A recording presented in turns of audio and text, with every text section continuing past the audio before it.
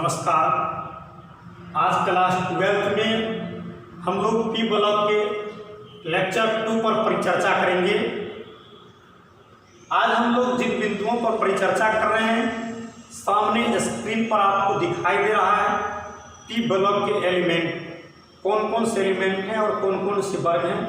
वर्ग 13 से लेकर के 18 तक के वर्ग हैं। वर्ग 13 से 18 तक में आप स्क्रीन पर देखिए वर्ग 15 के तत्व। वर्ग 15 के तत्व दिखाई दे रहे हैं जिसमें नाइट्रोजन, फास्फोरस, आर्सेनिक, एंटीमनी और बिस्मथ है। क्लियर। अब वर्ग 15 के तत्व जो हैं वह क्या है कि जब किसी तत्व का इलेक्ट्रॉनिक कॉन्फ़िगरेशन निकालते हैं और अंतिम इलेक्ट्रॉन पी में जाता है, पी में 3 इलेक्ट्रॉन जब आते हैं तब वह आपको वर्ग 15 के तत्व कहलाते हैं। जैसे नाइट्रोजन, इसकी परमाणु संख्या 7 है, इसका इलेक्ट्रॉनिक विन्यास निकालें तो 1s2, 2p2, 2p6, 1s2, 2s2, 2p3। तो p में आप कितना इलेक्ट्रॉन देख रहे हैं? 3 इलेक्ट्रॉन देख रहे हैं। क्लियर। तो इसमें उपस्थित नाइट्रोजन, फास्फोरस, आर्सेनिक, एंटीमनी और बिस्मथ, इस 5 तत्वों को अगर हम लोग विचार करते हैं तो सभी के इलेक्ट्रॉनिक कॉन्फ़िगरेशन आप जब निकालेंगे तो सभी के पी ब्लॉक में 3 इलेक्ट्रॉन जाएगा। पी ब्लॉक में कितने इलेक्ट्रॉन जाएगा? अर्थात इसके बाह्य इलेक्ट्रॉनिक विन्यास ns2 np 1 से 6 तक आया तो पी में कितना इलेक्ट्रॉन आया? 3 इलेक्ट्रॉन आया। क्लियर। वर्ग 15 में आप ऊपर से नीचे की ओर आते हैं। जब वर्ग 15 में आवर्त सारणी के वर्ग 15 में ऊपर से नीचे की ओर वर्ग में आते हैं अर्थात नाइट्रोजन से बिस्मथ की ओर, नाइट्रोजन से बिस्मथ की ओर ऊपर से नीचे की ओर आ रहे हैं आवर्त सारणी में वर्ग 15 में, तो ऊपर से नीचे की ओर आने पर धात्विक गुण की वृद्धि होती है। कौन गुण का वृद्धि होगा? धात्विक गुण अर्थात धात्विक तत्व आ जाएंगे। इसमें 5 तत्व आपको दिखाई दे रहा है, नाइट्रोजन, फास्फोरस, आर्सेनिक, एंटीमनी और बिस्मथ। इसमें 2 तत्व नाइट्रोजन और फास्फोरस जो आपको है वह अधातु है, आर्सेनिक और एंटीमनी आपको उपधातु हैं और बिस्मथ आपको धातु हैं। तो वर्ग में ऊपर से नीचे जैसे की ओर आए तो बिस्मथ आपको कौन सा सदस्य हो गया? धातु, और ऊपर वाले तत्व जो हैं आपको क्या है? अधातु है। ये 5 तत्व जो हैं आपको वर्ग 15 के। क्लियर। इतनी बात समझ गए। अब इसके ऑकरेंसी को जानेंगे, प्रेजेंटेंसी को जानेंगे, उपलब्धता या उपस्थिति को जानेंगे। किसका? तो वर्ग 15 के तत्व का ग्रुप 15 एलिमेंट के बारे में। वर्ग 15 के तत्वों को अगर हम लोग बातचीत करते हैं इसमें नाइट्रोजन, फास्फोरस, आर्सेनिक, एंटीमनी और बिस्मथ 5 तत्व आते हैं।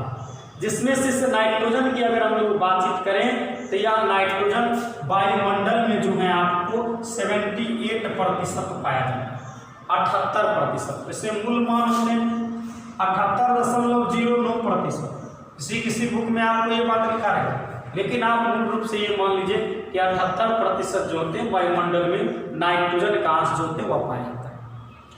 भूपर्पट्टी की अगर आप बातचीत करते हैं तो भूपर्पट्टी में खनिजों में यह सोडियम नाइट्रेट, जिसको चिली साल्टपीटर या चिली सोडा कहा जाता है, तथा पोटासियम नाइट्रेट, जिसको इंडियन साल्टपीटर कहा जाता है, उस दोनों रूप में जो होते हैं या नाइट्रोजन के यौगिक जो होते हैं वह उपस्थित होता है। अर्थात भूपर्पट्टी में खनिज में यह जो होते हैं वह सोडियम नाइट्रेट चिली साल्टपीटर के रूप में या चिली सोडा के रूप में और पोटासियम नाइट्रेट इंडियन साल्टपीटर के रूप में यह आपको पाया जाता है नाइट्रोजन। इतनी बात जानिए। आप देख रहे हैं कि ऑकरेंसी या उपस्थिति में आपने देखा कि नाइट्रोजन भूपर्पट्टी के खनिजों में यह सोडियम नाइट्रेट, जिसे चिली साल्टपीटर या चिली सोडा, तथा पोटासियम नाइट्रेट इंडियन साल्टपीटर के रूप में पाया गया। इसके अलावा जीवों और वनस्पतियों की बात करें, संसार के तमाम जल जीव और पेड़ पौधा की बात करते हैं तो उसमें भी यह उपस्थित रहता है और उसमें यह प्रोटीन के रूप में उपस्थित रहता है। फास्फोरस एपेटाइट वर्ग के खनिजों में जो होते हैं वह उपस्थित रहता है। तो पहला पॉइंट जो था वह आपको वर्ग 15 के तत्व थे नाइट्रोजन, उसके बाद आपको आ गए कौन सदस्य, फास्फोरस। तो नाइट्रोजन पर हम परिचर्चा करें, फास्फोरस की बातचीत अगर करते हैं तो फास्फोरस जो होते हैं वह एपेटाइट वर्ग के खनिज जिसका सूत्र होता है Ca9PO4 का होल 6 इंटू CaH2, X के स्थान फ्लोरीन, क्लोरीन या हाइड्रोक्साइड को ले सकते हैं। इसके अंतर्गत उदाहरण आते हैं फ्लूओरोएपेटाइट जिसका सूत्र Ca9PO4 का होल 6 CaF2, यहाँ पर X के स्थान पर फ्लोरीन को हम लेंगे, इसका नाम फ्लूओरोएपेटाइट हो गया। क्लोरीन लेते तक क्लोरोएपेटाइट कहलाता है।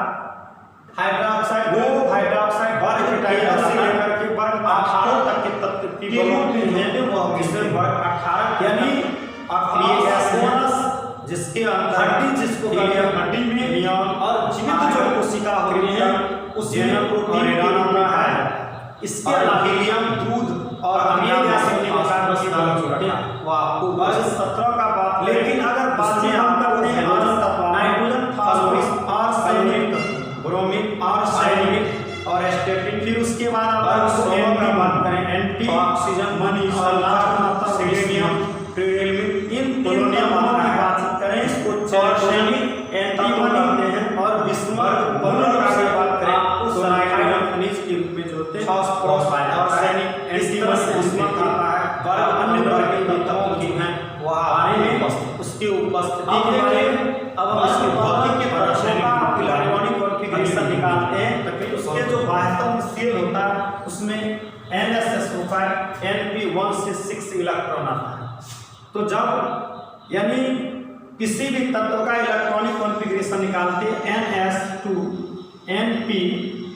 Np1 से 6 इलेक्ट्रॉन आ रहा है, अगर N में 1 इलेक्ट्रॉन आ रहा है तो वर्ग आपको किस वर्ग का तत्व है, तो वर्ग आपको 13 का तत्व है। अगर N में N अर्थात Np में इलेक्ट्रॉन, ये कहिए कि N के P में इलेक्ट्रॉन 1 आ रहा है तो वर्ग 13 का तत्व। Np में अगर इलेक्ट्रॉन 2 आ रहा है तो वर्ग 14 का तत्व कहलाएगा। Np में अगर इलेक्ट्रॉन 3 आ रहा है तो वर्ग आपको 15 का कहलाएगा। Np में अगर 4 इलेक्ट्रॉन आ रहा है तो वर्ग आपको 16 का तत्व कहलाएगा। अगर Np में आपको 5 इलेक्ट्रॉन आ रहा है तो वर्ग 17 का तत्व कहलाएगा और Np में आपको 6 इलेक्ट्रॉन आ रहा है तो वर्ग 18 का तत्व कहलाएगा। इसमें वर्ग 18 का जो तत्व होंगे वह आपको अक्रिय गैस होंगे, अक्रिय गैस जिन्हें कई नामों से आप जानते हैं। अष्टक परिपूर्ण तत्व कहते हैं, नोबेल तत्व कहते हैं, समाधि तत्व कहते हैं, आदि नामों से जानते हैं। वर्ग 17 के अंतर्गत आपको आता है हेलोजन तत्व, हेलोजन जिसके अंतर्गत फ्लोरीन, क्लोरीन, ब्रोमीन, आयोडीन, एस्टेटिन आता है। वर्ग 16 की अगर बात करें तो इसमें चैल्कोजन तत्व आता है। चैल्कोजन तत्व जो होते हैं वो आते हैं जिसके अंतर्गत ऑक्सीजन, सल्फर, सेलेनियम, ट्रिटियम और पोलोनियम आता है। और अन्य वर्ग के भी तत्व जैसे 15 का तत्व है nitrogen, phosphorus, arsenic, antimony, bismuth, इस तरह से अन्य वर्ग के भी तत्व जो है वो उपस्थित हैं। इसमें वर्ग 15 से लेकर के 18 तक इस क्लास में पढ़ते हैं। पी बलक के तत्वों के गुण अन्य तत्वों के ही भांति परमाणुविक जो आकार होते हैं, आयनन जो एंथैल्पी होता है, इलेक्ट्रॉन जो लब्धि होता है, इलेक्ट्रॉन एंथैल्पी होते हैं और विद्युत ऋणात्मकता जो होता है वह अन्य तत्वों से बहुत अधिक जो होते हैं वह हैं और अन्य तत्व पर ज़्यादा प्रभाव जो होते हैं वह जमाने का कार्य करता है, बहुत अधिक प्रभावित होता है। द्वितीय अगर आवर्त में डी कक्षक, द्वितीय आवर्त को अगर आकलन हम लोग करते हैं तो द्वितीय आवर्त में डी कक्षकों की अनुपस्थिति तथा भारी तत्वों में डी और एफ कक्षकों की उपस्थिति का तत्वों के गुणों पर जो होता है वह सार्थक प्रभाव पड़ता है। इस तरह से आज की वीडियो में हमने इंट्रोडक्शन जाना, परिचय के बारे में जाना। अब हम इसके भौतिक और रासायनिक गुणों पर भी परिचर्चा करेंगे। जैसे कि स्क्रीन पर आपको पी ब्लॉक के अंतर्गत आने वाला जो तत्व है वो आपको दिखाई देगा। धन्यवाद।